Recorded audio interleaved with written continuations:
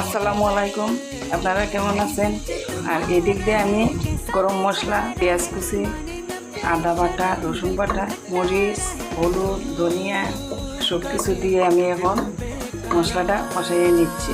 মুগ ডাল রান্নার জন্য মশলা কষানো আমার হয়ে গেছে। এখন আমি মুগ ডালটা দিয়ে দেব।